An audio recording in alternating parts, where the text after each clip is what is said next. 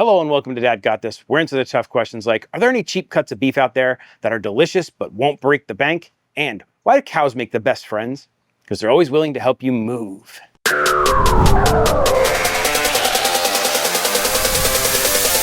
This is the next video in my inexpensive beef cut series. Beef has gotten crazy, so I'm trying to find you guys some great inexpensive cuts that you might not know about. We've done the bavette, we've done the flat iron, and now we're gonna do the chuck roast. You may be saying, that's a roast, not a steak. Well, take a look at this beauty. I'm using a Wagyu chuck roast from Wild Fork Foods. This is a USA Wagyu chuck roast, so it's a hybrid of a Japanese and a American cow.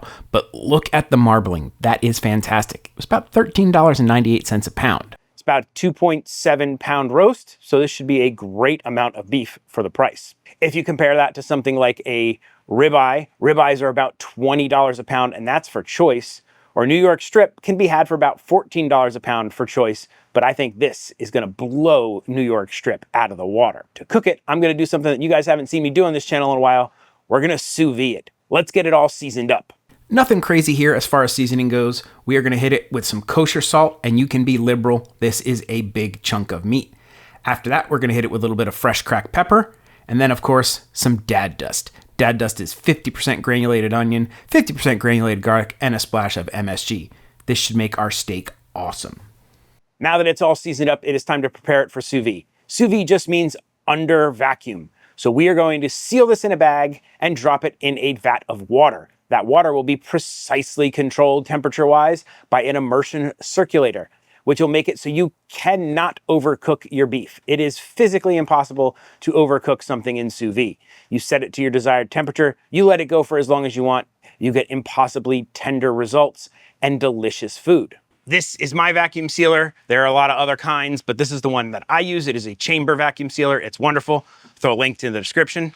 You take a bag, you put your steak in that bag, you put it in here, you press a button, it removes all the air and it seals it. It's fantastic.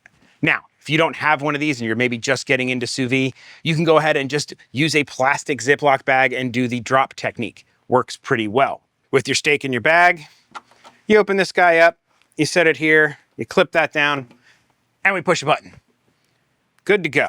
The next thing you're gonna need is a container big enough to fit your protein and cover it with water. I like this one, works out well for me.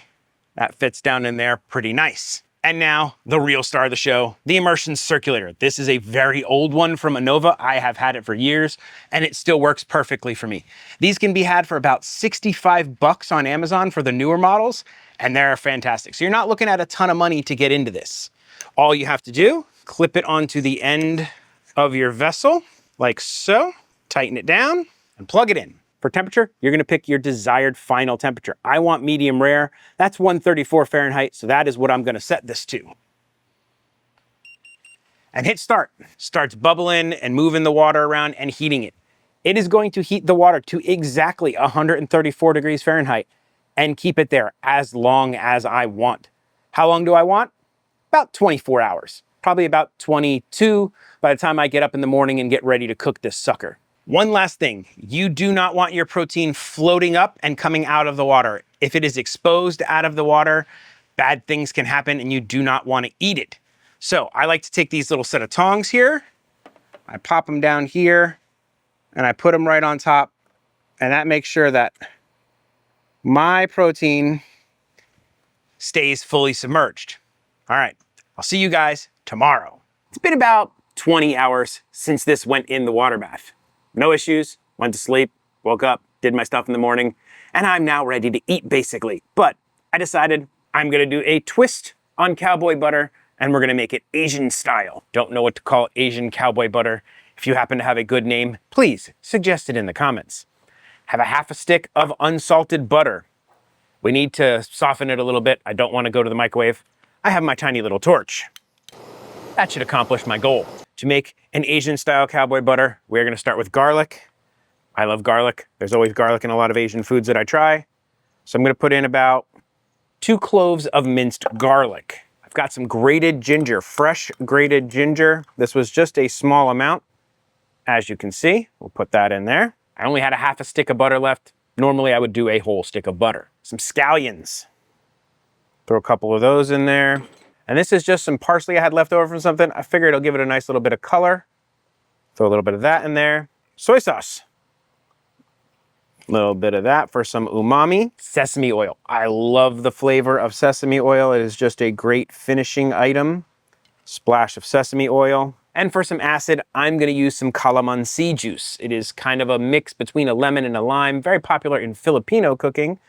So I'm gonna use a splash of that. Now we'll just mix this up.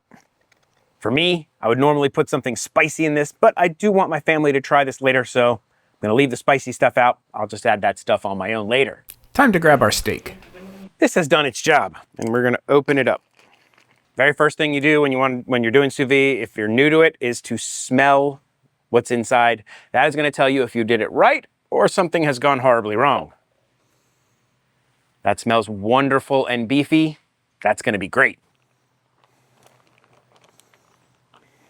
All that is called the purge. That's the juices from the steak. The steak has been cooking in that, and that's why it's gonna be awesome. Now, you can keep this. This is great to add to gravies and stuff like that, but I don't have anything to do with it right now, so unfortunately, I'm just going to discard it. The next step in sous vide is to dry the exterior off. You want a very nice dry surface, so when we move on to our sear, we can get a good crust. If you have a bunch of moisture on there, it's just going to start steaming and evaporating, and you're not gonna build a crust. So, you gotta dry it. And you can already see, like look how gelatinous that is. Ugh, this is going to be fantastic. I haven't done sous vide in a long time, so I'm very much looking forward to this. At this point, you could just move right on and eat this steak. It's perfectly fine, it's totally cooked. However, it looks terrible, and it is missing one of the most important parts of a steak to me, that nice crust on the outside. There are a myriad of ways to finish a steak like this. You can get a cast iron pan, get it ripping hot, and do it that way. You could heat up a grill to as high as it goes and do it that way. You could do it on a flat top. It would come out great in a flat top. However, I'm going with my favorite method, the good old torch. This guy right here. This is a propane torch, very inexpensive on Amazon. Little canister of propane, and you can get a fast crust on these. You do not end up overcooking them and ruining all the work you did with sous vide. And it's a nice crust. I love it. But I go one step further and I spray the exterior with a little bit of Wagyu beef fat. This just helps build that crust faster and adds extra flavor to your steak. Normally I'll throw this on one of my grills or something like that just so I have a little bit more space, but I think we should be able to get away with it doing it right here.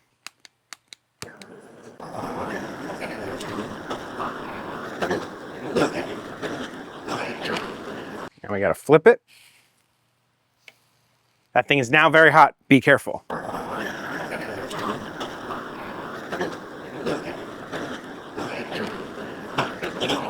I don't know about you, that looks like about a perfect steak to me. One of the nice things about cooking sous vide is you don't have to wait. You don't need to let it rest. It is done basically a long rest its entire cook process. So we can just cut right into this sucker. Oh, look at how beautiful and perfect and medium rare that is. Now, if you ever cut into your steak and you're like, oh man, that I overcooked it, it's not red enough. Give it a minute. Give it like 2-3 minutes for the oxygen to hit it and do what's called blooming. That is where the oxygen hits everything in the steak and does some sort of reaction and everything starts to redden up. We're gonna wait for these to redden up so I can get a nice red picture. And that's it, just a minute or two, and look at how much more pink and red and beautiful that looks. I cannot wait. Let us cut into, see, like this is my, what I would consider the steaky part. And we're just gonna cut one slice right here out of the middle. None of our butter, none of nothing. Let's just try this. Oh my God, I missed this. That is unbelievably tender, beefy as all heck. It has the tenderness of a filet, all of the bold flavor of a ribeye, and honestly, it's just absolutely fantastic. This is a great bite of steak. I have missed sous vide steak. I haven't done this in a long time. Now I made the butter, I might as well use it, right? Let me just cut a couple of these. Make it pretty, pop a little bit. I just love playing with fire. For $14 a pound, I don't think this gets beat. All right, let's take this guy right here. It's got a lot of our Asian butter on it. That's really good. The soy and the citrus and that sesame oil just has like such a unique combination of flavors in there. That is awesome. I really like that. I'm going to definitely make that compound butter again. Oh yeah. If you're enjoying this cheaper beef series, please make sure you are subscribed. Speaking of subscribing, do the likey subscribe thing. YouTube loves it when you leave a like. I love it when you leave a comment. I do answer just about every comment in my comment section. If you really want to support this channel, consider becoming a member. You get all kinds of benefits, but if you can't, subscribing would be enough. So there you go. We turned a relatively inexpensive, tough cut of beef into an amazing steak. And it's really easy to do with sous vide. If you guys want to see me do more sous vide cooking on this channel, chicken comes out fantastic, pork comes out great. I just haven't done it in a while. You can even combine it with sous vide and barbecue. If that's something you're interested in, please leave me a comment. I'd love to know. So with all that out of the way, I guess there's only one question left to answer. Why wouldn't the bull go in the haunted house? Because it was a coward. Yeah, pretty bad. Dad may tell horrible dad jokes, cook fantastic steaks, but one thing Dad will never do is an outro. So that's it. Bye. This is the part where I thank all of my members. You guys are the absolute best. Thank you so much for your support, and rock on. I don't know why I said rock on, but rock on.